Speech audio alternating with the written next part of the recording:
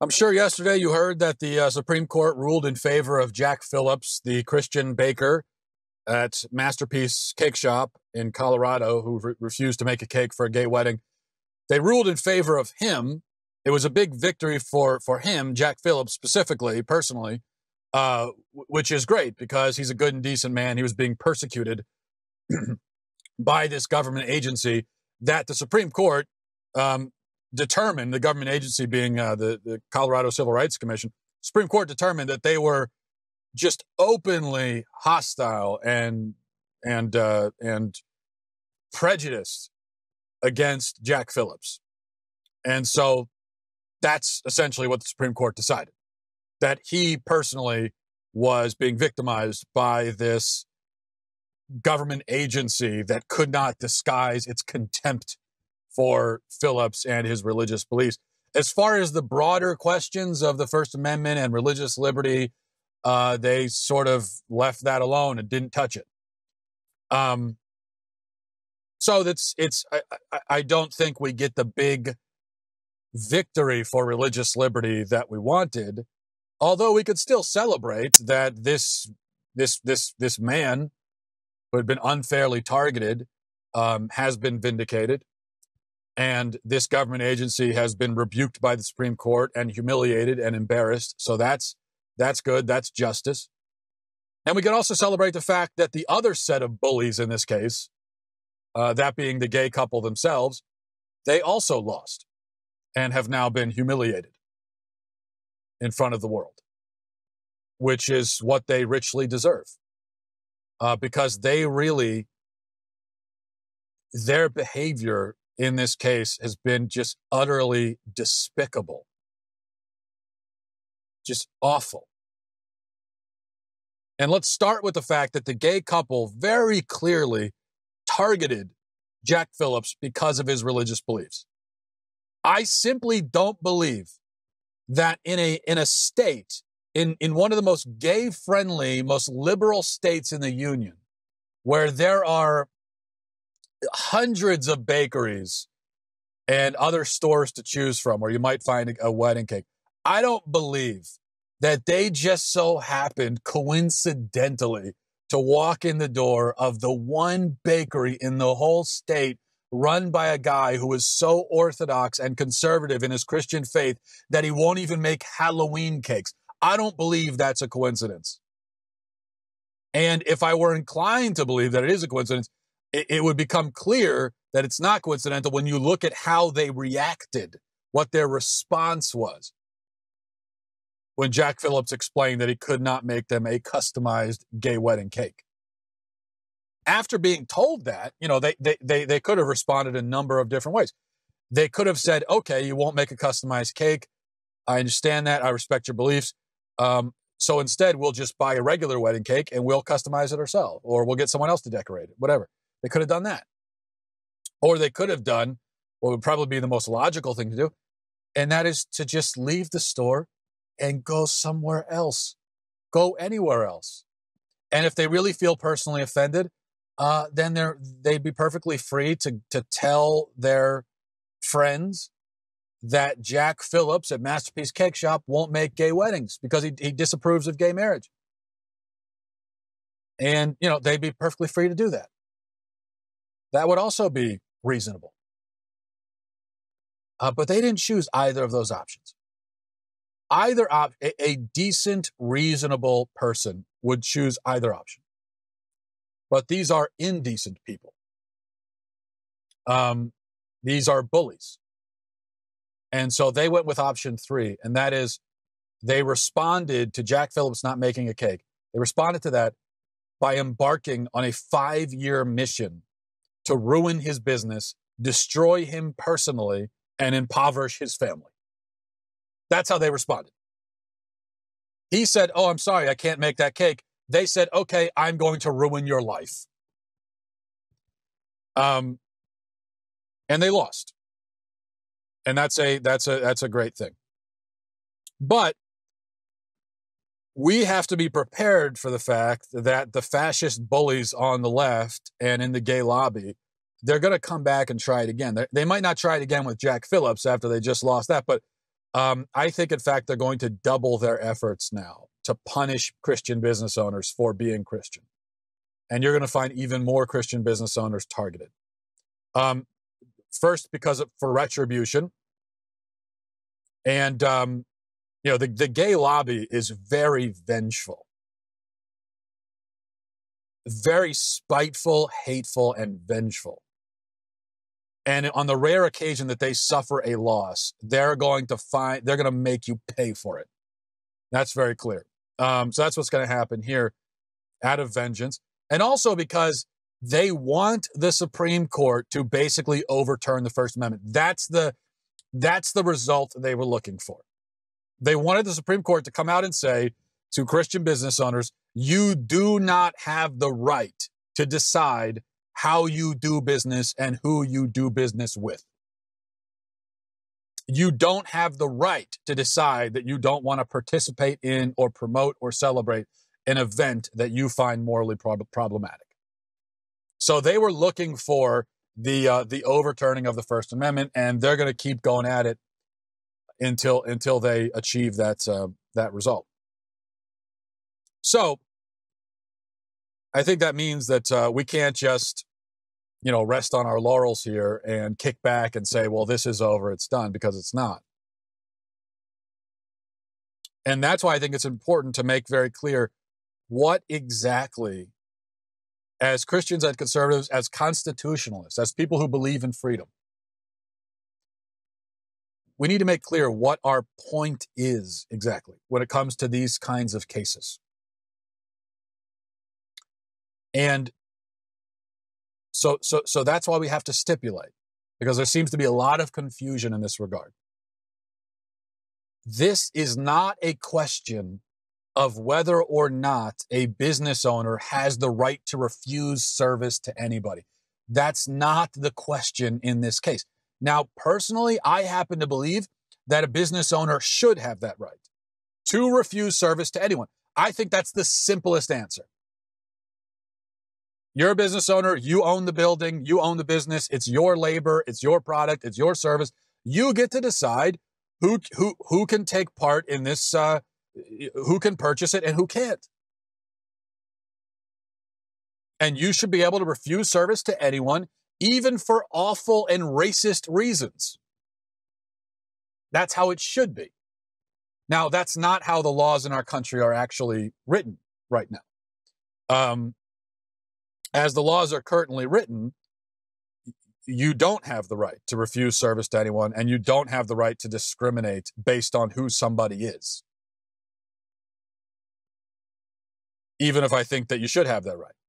Now, and I know, of course, what people will say is, well, what if a business owner refuses service to somebody because they're black? Now, I think that would be morally wrong for a business owner to do that. It would also be financially suicidal. But yes, I think you should have that right. And if the government were to come out tomorrow and declare to all business owners, hey, you guys can do what you want, refuse service to anybody. If they were to say that, I don't think you're going to have hundreds of businesses who say, oh, finally, now we can discriminate against black people like we've always wanted to do. No, I don't think that's going to happen. I mean, and if you did have like 2 or 3 businesses in the entire country that said, okay, we're going to be segregated based on race now, fine. Let them come out and announce that policy, and their businesses they'll be out of business by the next day. I mean, I give them about a 24-hour lifespan because they're going to lose only the most dedicated and hardcore racists would still patronize a business like that. And there just aren't enough people like that to keep a business going. So, yeah, you know what? This is how I feel about it. If there is, in my local community, if there's a business owner out there who is so brimming with racism that he would deny service to black people if given the ability to do so, I say yes. Let him come out and announce himself. Let him expose himself so that I can stop giving him my money. If like a coffee shop down the street is run by a despicable, horrible racist, I'd prefer it if he announced it to everyone so that I can stop going there and giving him my money? Anyway, these are all interesting questions, but they're actually irrelevant to the Masterpiece Cakeshop case or to any of these Christian business owner cases. When it comes to gay weddings and so forth, they're actually completely irrelevant, because the question is not whether it's not a question of, can a business owner refuse service to someone based on who they are? The question is, can a business owner refuse to participate in or promote or celebrate an event that they think is morally wrong? So Jack Phillips, he did not refuse service to gay people. He refused service to a gay wedding. Mullins and Craig, the gay couple, they could have bought anything in the store. They could have bought 50. They could have bought 50 wedding cakes if they wanted to. They could have bought every cupcake and brownie and cookie in the store if they wanted to. He did not say to them, "Oh, get out of here. We don't serve your kind." They could have bought anything. He did not refuse service to them based on who they were. That's not what happened. He simply said, "I cannot participate in this particular event." Now, if you want to buy a cake that you're going to just go home and eat yourself, or you want to buy a birthday cake, you want to buy a cake for anything, whatever you want, you can have it. I just cannot make a special customized cake for a gay wedding. That's what I can't do. It's relevant to note that Jack Phillips in the past had many times in the past refused to make customized cakes for events that he thought were morally problematic. He refused to make Halloween cakes, as I mentioned. He refused to make lewd bachelor party cakes. Now this is real. This is an important point. He refused to make cakes for divorce parties. Now, we happen to live in a society, unfortunately, where divorce parties are a thing, where a couple gets divorced and sometimes they'll throw a party, kind of like they'll throw an anti-wedding reception or an unwedding reception or something, where they'll go out and they'll get a wedding style cake, but they'll customize it and decorate it specially for divorce, and then they'll celebrate their divorce. Now, it just so happens that a few years ago, a guy went into Masterpiece Cakeshop and he asked for a divorce party cake. He wanted a wedding cake that was split in half and decorated specially for divorce. And Jack Phillips refused him. Jack Phillips said, I can't make that cake. Now, does that mean that Phillips was refusing to serve a divorced person? Or was he refusing to make something for a divorce party? The distinction here is very clear. He'll serve anyone who's divorced. He'll serve any gay person. He just can't make a cake for this specific event. Why is that? Because when you're a master baker like Jack Phillips, when you're a brilliant baker, when this is your craft, this is what you do for a living, then for you, cake is a work of art. Now, you and I, when we make a cake from like a mix from a box or something that we bought from the grocery store, that's not a work of art for us. But for Jack Phillips, it's a work of art. It's art. And so for him to make a piece of art that is specially designed to celebrate a certain kind of occasion, well, in his mind, he can't do that and use his creative powers to make this thing to celebrate an occasion if he thinks that the occasion itself is morally disordered. And that makes a lot of sense. Of course he needs to have that right as a business owner. Now we can ask the question, was he right for refusing to make this cake? I think he was. But who cares what I think? Who cares what you think? This is his labor. This is his creative energy. He should have the right to decide how he expends it and to what end. So the precedent that the court could set, but didn't, but the precedent they could have set, I think is really clear. And it's a precedent that would give rights and freedoms to guys like Jack Phillips, but would not allow a business owner to refuse service to someone based on their race. You know, it is possible to draw a line there of distinction. Even though I happen to think that the easiest and simplest and most correct thing is just to give business owners the right to refuse service to anyone, that we don't even really need to go that far. What the Supreme Court could say is you can refuse to participate in or promote or celebrate or provide a good or service to an event or activity that contradicts your moral or religious beliefs. So a black person who just wants to go in and buy a cake, to refuse service to him, that doesn't qualify. That doesn't fall under the parameters here. And that also doesn't really fall under the parameters of the First Amendment. And if a gay person walked in the store and wanted to buy something, and you said, no, I'm not going to serve you because you're gay, and I hate gay people, that doesn't fall under the parameters. And that also isn't really covered by the First Amendment. But if a person comes in, no matter who they are, and they say, hey, I've got this event coming up, and I want to celebrate the event, and I want you to make something special for that event. Well, then a business owner has the right to decide whether or not that's the kind of event they want to be involved in, whether it's the kind of event that they want to dedicate their labor and their creative energies to celebrate.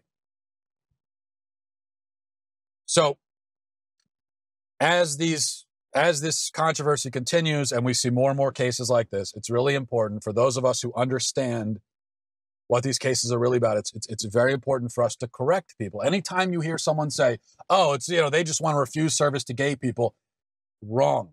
That is completely false. That is not what this is about. We are simply saying that a business owner has the right to discriminate against certain events, not people, events, occasions, activities. And I think on some level, we all must agree with that. Now, you might not think that a gay wedding should be one of those occasions, but I'm sure, just to use a classic example that people like to use, I'm sure you would agree that if you had a black business owner, or really any kind of business owner of any race, and somebody walks in from the Klan and says, we're throwing a big bash for the 70th anniversary of our Klan chapter, and we want you to make a special cake for that occasion, the business owner should have the right to say, no, I'm not going to make a cake for that, because I happen to think that that event is morally wrong and terrible, and I don't want to be involved in it in any way, shape, or form. So we all believe that there are lines that are drawn, which means that we have to give business owners the power and the right and the ability to make these determinations. That's all. Very simple distinction here. And I don't know why people struggle to understand it. Although I think maybe people don't struggle to understand it. They just pretend that they don't understand it. Thanks for listening. Thanks for watching. Godspeed, everybody.